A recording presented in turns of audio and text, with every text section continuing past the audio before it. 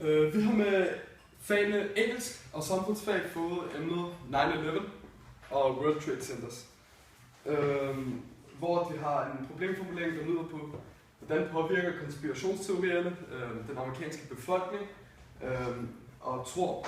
og om den amerikanske befolkning overhovedet tror på, hvad den amerikanske regering siger, at der er sket under angrebet på The World Trade Centers den 11. september 2001. Jeg vil starte med lige at redegøre for konspirationsteorierne, som har været for 9/11, og den første. Jeg skal også forklare, hvad det nu var, der skete. Den 11. september 2001 blev 4 passagerfly kapret, og hvor 2 af flyene de fløj ind i The World Trade Centers i New York. Et af flyene fløj ind i Pentagon, og det tredje fly det styrtede. Men man siger, at målet for det sidste fly var et sted i Washington, måske Det Hvide Hus. Det ved man ikke. Men så er der selvfølgelig nogle skeptikere, der siger, at angrebet mod 9/11 var et inside job. Altså at det var den amerikanske regering, som havde planlagt det. Og ja. Det første det er, at den måde de her 2 skyskrabere nu styrtede sammen på, det var måske lidt som en film, fordi at der er 2 fly, der flyver direkte ind i tårnene, og så falder det bare helt sammen, som om at det var en karusel, hvor der var frit fald på eller noget af den der stil. Og det er der nogle skeptikere, som synes, at det har virket utroværdigt, og derfra er konspirationsteorierne så begyndt. Og derudover så er der nogen, der siger, at de har hørt lyde fra eksplosioner i tvillingetårnene. Så derfor tror de, at det var nogle bomber, som var plantet i tvillingetårnene. Så når flyene nu styrtede ind i dem, så ville bomberne nu blive udløst, og hele tårnet ville nu falde sammen.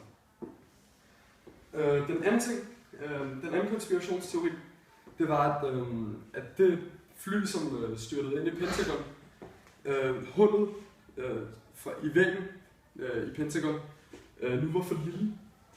De mener, at et passagerfly ikke kunne komme igennem det lille hul, som det nu var. Og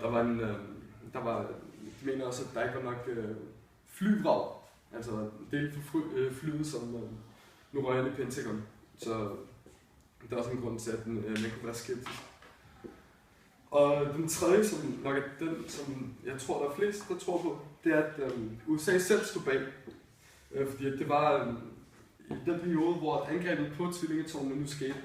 Det var i en periode, hvor Bush måske rigtig gerne ville ind i Mellemøsten, fordi i Mellemøsten så er der olie, og lige det her angreb på tvillingetårnene, det kunne være en rigtig god mulighed for USA, at de kunne komme ind og næsten tage, hvad de ville for de mellemøstlige lande. Altså så alt det her med, at det var en terrororganisation, som stod bag de her ting, det skulle dække over noget andet, som egentlig var sket.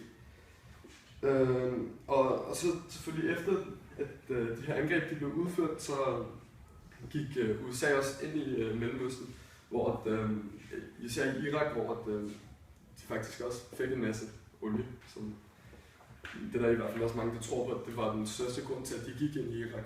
Og ikke fordi, at der var diktatorer med Saddam Hussein og lidt efter Osama bin Laden. Ja. Og så vil jeg gå videre til det næste spørgsmål, som er, hvorfor laver folk konspirationsteorier? Og det kan der selvfølgelig være mange grunde til.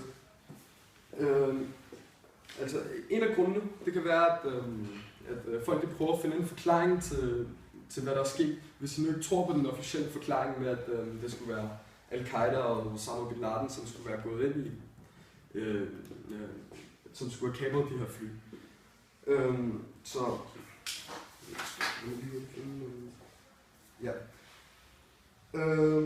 Så den officielle forklaring, den virkede lidt utroværdigt blandt dele af den amerikanske befolkning. Og, ja, og det